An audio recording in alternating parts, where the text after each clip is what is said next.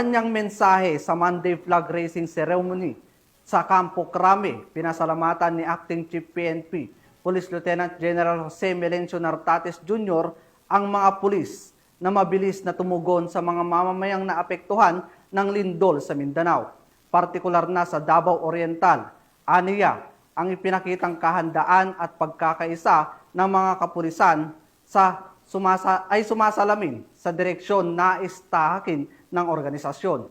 Binigyang diin din ni Police Lieutenant General Nartates ang pagpapatupad ng PNP Focus Agenda bilang gabay sa pagbuo ng bagong PNP para sa bagong Pilipinas na nakatuon sa tamang pamamahala ng yaman, kapakanan ng mga kapulisan at pinaigting na operasyon laban sa illegal na droga, loose firearms, terorismo at cybercrimes. Kasabay nito, binigyang pansin niya ang kahalagaan ng disiplina, integridad at pananagutan sa hanay ng pulisya mula nang siya'y nakaupo noong Agosto 26 hanggang Oktubre 10, 2025, umabot na sa 337 kaso ang nalutas sa loob ng organisasyon. Patunay ang seryosong kampanya laban sa katiwalian.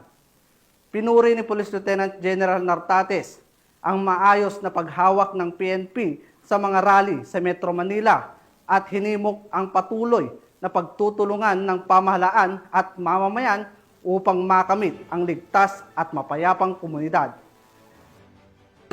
Ng pagpapalakas ng samahan at disiplina ng hanay ng kapulisan, binati rin ni Acting Chief PNP ang mga kalahok mula sa NCRPO sa katatapos na MPOC Challenge, lalo na ang Manila Police District na tinanghal na kampyon. Bilang halimbawa ng pagkakaisa at husay sa koordinasyon.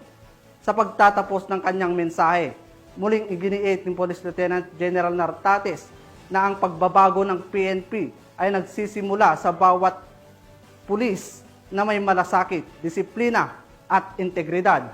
Aniya, sa patuloy na pagtutulungan ng buong organisasyon at ang sambayanan na tunay maisusulong ang bagong PNP para sa bagong Pilipinas na may serbisyong mabilis, tapat at nararamdaman.